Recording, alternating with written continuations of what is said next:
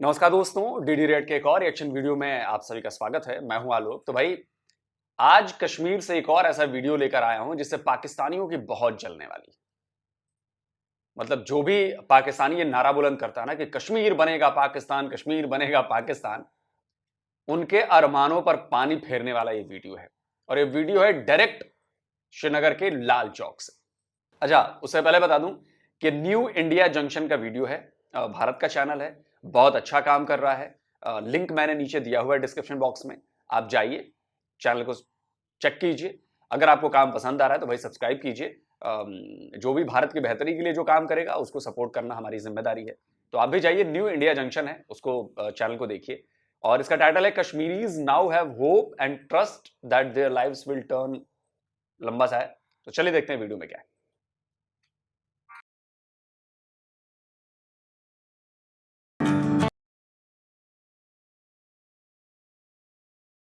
Hello everyone, I am Avantika और आज हम हैं लाल चौक पे। हमारे साथ यहाँ पे एक व्यापारी है यहाँ के जिनसे हम बात करने वाले हैं। तो हेलो सर, आपका क्या नाम है? जी, मेरा नाम शब्बीर अहमद नाइक है। तो आप श्रीनगर के ही रहने वाले हैं? जी हाँ, मैं कश्मीरी का रहने वाला हूँ, उड़ी से बिलोंग करता हूँ। मैं डिस्ट्रिक्ट बारामूला उड़ी से रहने वाला हूँ। अपने वहाँ मैं सरपंच हूँ। तो आप उरी में सरपंच हैं? जी हाँ, मैं उड़ी में सरपंच हूँ और यहाँ पे लोगों के कुछ काम थे, उसी मसले पे चीफ इंजीनियर साहब को मिलने आए थे, तो आज उन्हीं से मुलाकात है, उनसे मिलना है। और भी कोई? मुझे लगता है सरपंच होने का मतलब आप लोग समझ रहे हैं। मतलब ये गांव के सरपंच है, जिस एरिया को ये बिलोंग करते हैं वहां पर ये सरपंच हैं। और एक अहम पोस्ट होती है सरपंच की, जो गांव के लिए काम करता है। मतलब गांव का एक तरह से वो रिप्रेजेंटेटिव है। बिजनेस है आपका यहाँ पे? जी हाँ, यहाँ पे हम ड्राई फ्रूट का काम करते हैं। एक्चुअली मेरा ड्राई फ्रूट का है और ड्राई फ्रूट का काम करते हैं। तो अभी जैसे हम लाल चौक पे बैठे हुए हैं, आराम से बात कर पा रहे हैं, तो ये मैं समझना चाहती हूँ, जानना चाहती हूँ कि क्या ऐसा ही था हमेशा से या चीजें बदली हैं?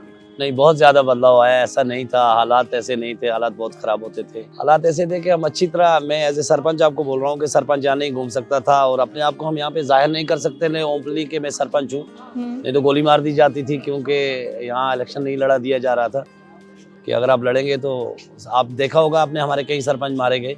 कौन इनिशिएट करता था कि गोली मार दो और ये चीजें?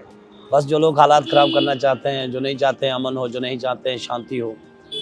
तो हमारा पड़ोसी मुल्क कभी नहीं चाहेगा कि यहाँ पे शांति हो। तो वो उन्हीं के लोग, जो पाले पोसे लोग, जो यहाँ हालात खराब करने के लिए भेजे जाते थे, तो वो चीज़ अब नहीं है। आप यहाँ शांति से घूम सकते हैं। मैं यहाँ पूरी लाल चौक में आवाज़ दे के बोल सकता हूँ कि मैं सरपंच हूँ। सुरक्षा इतनी अच्छी है, सब कुछ है यहाँ पे, बिल्कुल हालात बदले हैं और बहुत अच्छा है आज।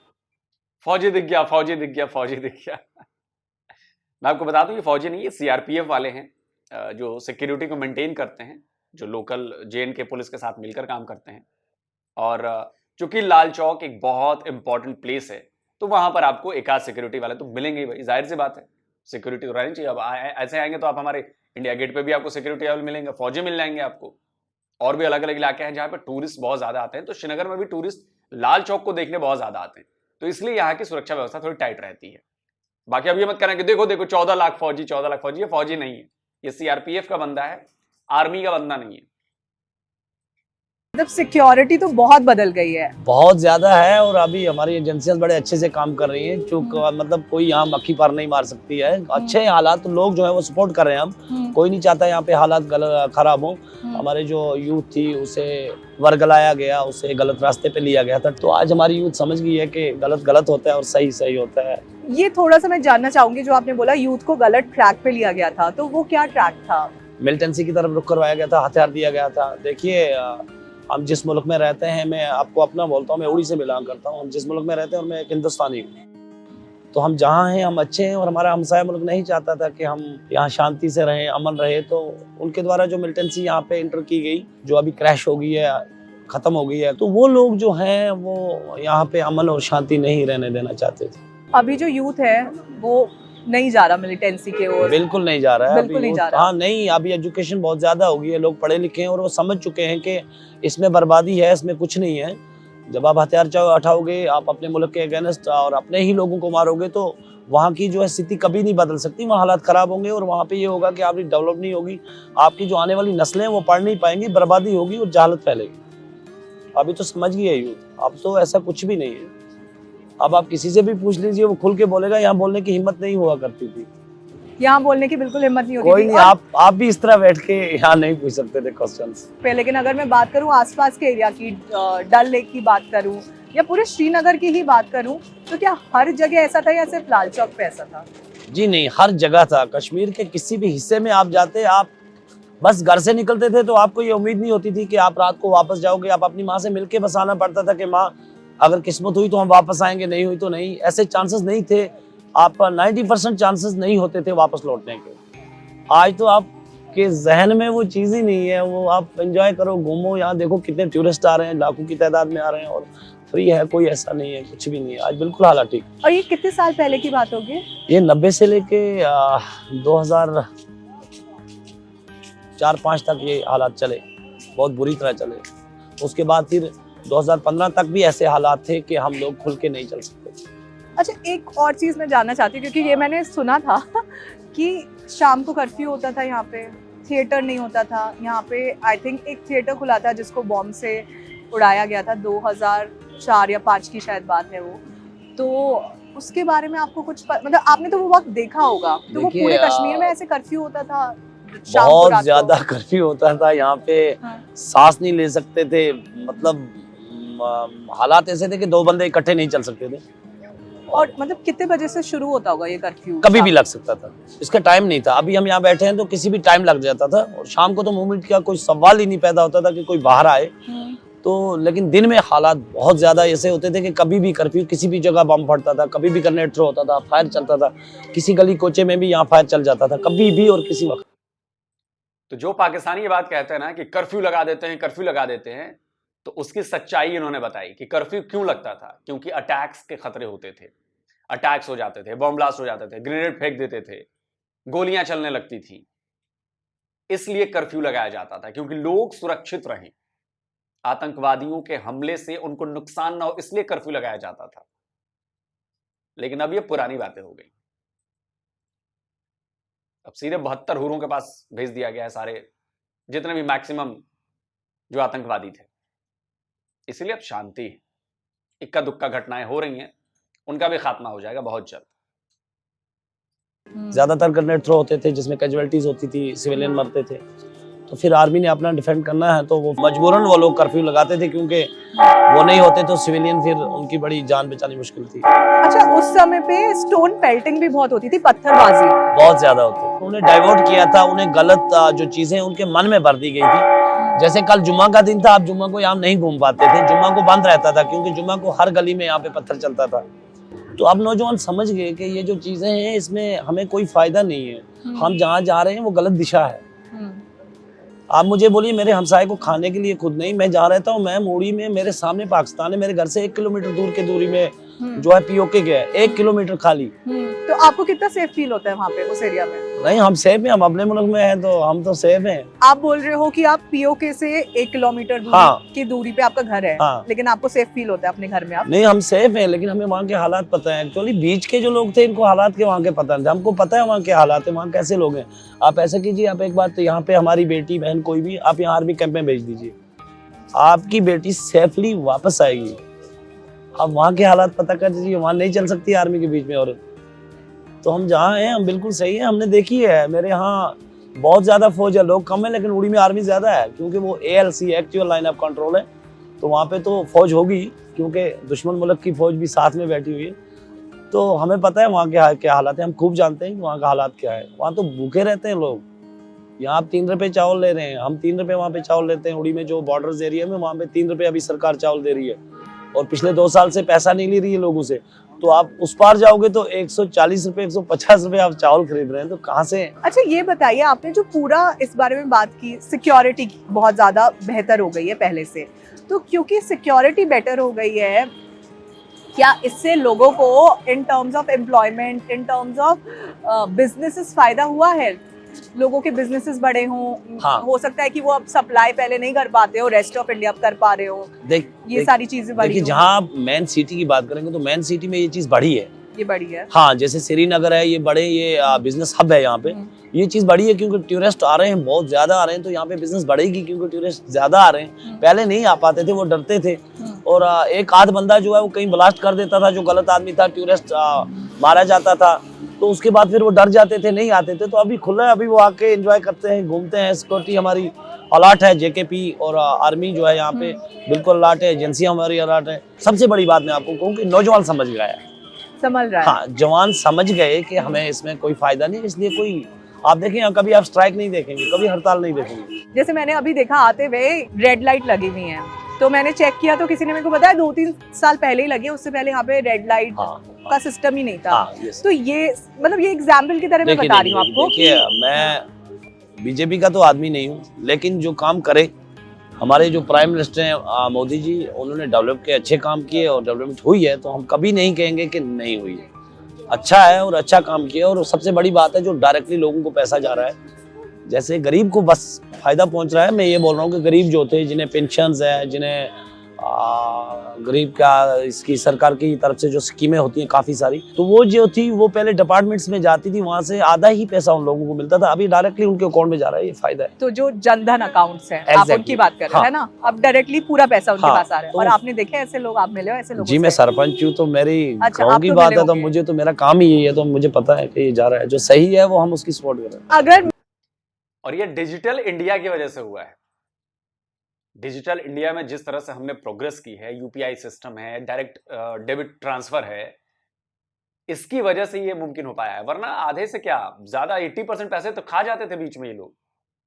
फायदा जिनको मिलना है, जिनको स्कीम के तहत गवर्नमेंट का पैसा जाना है, उनको मदद जानी है, ये लोग खा जाते थे पैसे, क्योंकि पहले सरकार के अकाउंट में पैसे आते थे, वहां से इन लोगों को पावर होती थी डिस्ट्रीब्यूट करने की, ये खा जाते थे। अब क्या है कि अब सीधे सरकार के पास उनके बैंक अकाउंट के नंबर्स हैं, डायरेक्ट पैसा उनमें जाता है, तो 1 रुपए की हेराफेरी नहीं होती।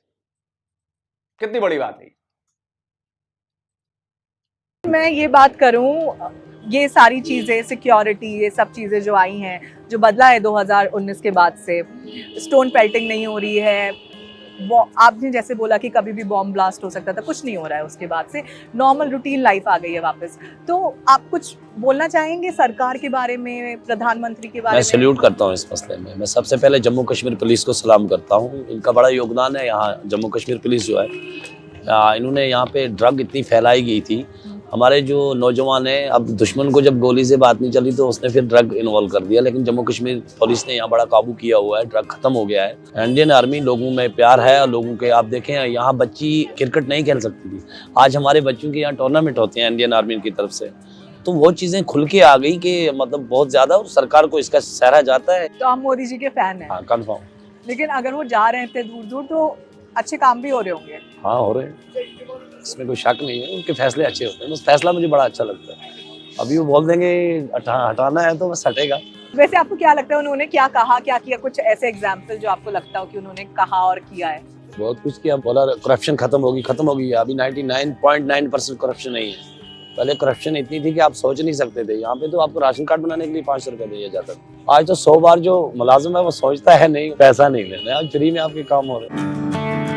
तो जी, ये वीडियो था और इसके आगे का हिस्सा भी है, लेकिन वो चूंकि अंग्रेजी में बातचीत है तो मुझे लगा कि शायद हमारे दर्शक जो हैं वो अंग्रेजी वाली बातचीत समझ नहीं पाएंगे। लेकिन हिंदी वाली जितनी बातचीत हुई, इन सरपंच साहब से जो बातचीत हुई, कश्मीरी हैं, उरी के रहने वाले हैं, और उन्होंने बताया है कि कश्मीर में क्या बदला है, आज से 10 साल पहले क्या था, अब क्या है, 370 के बाद कैसा बदला है, ये सारी बातें आपने देखी। अब देखिए, इसमें मीन में निकालने वाले जो पाकिस्तान के रिएक्शन चैनल वाले हैं, वो 50 निकालेंगे, जी ऐसा है तो वैसा है तो जुल्म है तो जाहिर। आपके कहने ना कहने से कुछ नहीं होता है। आपको जो समझना है समझिए, आपको जो मानना है मानिए, आपको जो बातें कहनी है करिए, लेकिन ग्राउंड रियलिटी बिल्कुल बदल चुकी है। जम्मू कश्मीर में ग्राउंड पर क्या हो रहा है ये पूरी दुनिया देख रही है। जम्मू कश्मीर में जो वहां के युवा हैं उनके लिए क्या किया जा रहा है ये पूरी दुनिया देख रही है। वो चाहे एजुकेशन का सेक्टर हो, चाहे रोजगार का मामला हो, या बिजनेस का मामला हो, या डेवलपमेंट हो। आपने बसेस देखी या आपने ट्रेन देखी। अभी ट्रेन का तो निजाम अभी इतना जबरदस्त बदलने वाला है ना, इतना जबरदस्त कि आपको आइडिया भी नहीं है। जम्मू से डायरेक्ट श्रीनगर ट्रेन चलने वाली है, डायरेक्ट, और बहुत जबरदस्त काम हो रहा है। मेट्रो के लिए काम हो रहा है, और जो रोड ट्रांसपोर्ट है, बसों की हालत मैंने आपको दिखाई है, कैसे बसें बदल रही हैं, और लगातार इलेक्ट्रिक बसें आ रही हैं यहां पर। देखिए, जो तस्वीर पाकिस्तान ने 76 इयर्स में दिखाई है पूरी दुनिया को जम्मू कश्मीर की, पहले वो छुपी थी, कोई फैक्ट चेक नहीं हो रहा था उसका। दुनिया मान लेती थी हाँ पाकिस्तान ने कहा है तो चलिए जी हाँ हाँ ऐसा ही होता होगा, 80% लोग विश्वास कर लेते थे। लेकिन अब वो नैरेटिव जो है, भारत ने अपनी डेवलपमेंट, भारत ने अपनी अप्रोच, इससे वो नैरेटिव करीब करीब ध्वस्त कर दिया है। अब तो पाकिस्तान के लोग कहने लगे हैं कि भाई नहीं भाई, उधर बहुत ज्यादा डेवलपमेंट है और ऐसा है और वैसा है। ऐसा क्यों हुआ? क्योंकि हम ग्राउंड पर काम करके दिखा रहे हैं, हम कोई हवा हवाई बातें नहीं कर रहे। अगर हम कह रहे हैं कि 5G हमने जम्मू कश्मीर में डाल दिया है, तो हमने दिखा दिया कि 5G आ गया है, काम कर रहा है वहां पे, लोगों को पता है। आज इसकी वजह से आप सोचो कि इतने सारे व्लॉगर्स हैं कश्मीरी, इतने सारे यूट्यूब न्यूज चैनल्स चल रहे हैं कश्मीर के, ट्विटर पे हजारों लोग हैं कश्मीर के, वो सब बता रहे हैं कि जम्मू कश्मीर बदल चुका है, नया कश्मीर है, नए भारत का। आप हेल्थ फैसिलिटीज के बारे में आप जाकर सर्च कर लीजिए, थोड़ा बहुत, ज्यादा नहीं, गूगल है आप लोगों के पास, पाकिस्तानियों के लिए कह रहा हूं, आप जाकर देखें जम्मू कश्मीर में जो हेल्थ फैसिलिटीज हैं, जिस तरह के अस्पताल हैं, वैसे पूरे पाकिस्तान में नहीं है। जम्मू कश्मीर में जिस तरह के मेडिकल कॉलेजेस हैं, जिस तरह के इंजीनियरिंग कॉलेजेस हैं, जिस तरह के दूसरे और NIT और IIT हैं, IIM है, पूरे पाकिस्तान में उस लेवल का एजुकेशन सिस्टम नहीं, सिर्फ जम्मू कश्मीर की बात कर रहा हूं। और ये तब है जब बहुत बाधाएं खड़ी की गई हैं इसके बीच में मुफ्ती परिवार और अब्दुल्ला परिवार के जरिए, क्योंकि वो समझते थे कि कश्मीर उनकी बपौती है, वो कश्मीर के राजा हैं, उनके पूछे बगैर यहां का नौजवान एक कदम आगे नहीं बढ़ा सकता। तो आज जम्मू कश्मीर के नौजवानों ने बता दिया है कि उनकी आंखों से पर्दा हट गया है। ये मुफ्तियों का पर्दा और ये अब्दुल्लाओं का पर्दा, ये गया, पुराने जमाने की बात हो गई। अब युवा अपना डिसीजन खुद लेगा। युवा पॉलिटिक्स में आ रहे हैं, और कश्मीर के युवा प्रोग्रेसिव हैं, पढ़े लिखे हैं, और वो पॉलिटिक्स में आ रहे हैं। वो जमीन से जुड़े मुद्दे समझते हैं, उनको पता है कि उनको किस चीज के लिए आवाज उठानी है। और ये बात बिल्कुल सही कही। देखिए, पत्थरबाजी बंद हो चुकी है बिल्कुल पूरी तरह से, कोई हल्ला हंगामा कोई नहीं। पहले जब आए तब बाकायदा शटर डाउन का कैलेंडर जारी होता था हुर्रियत कॉन्फ्रेंस और इनकी तरफ से, कि साल में 200 दिन हम बंद रखेंगे जम्मू कश्मीर को। मतलब कश्मीरियों को बढ़ने ही नहीं देते थे। कश्मीरी फ्रस्ट्रेट होता था कि भाई उसका बिजनेस नहीं चल रहा, रोजगार नहीं हो रहा, बंद है, बच्चे नहीं पढ़ रहे हैं, क्या करेगा बंदा।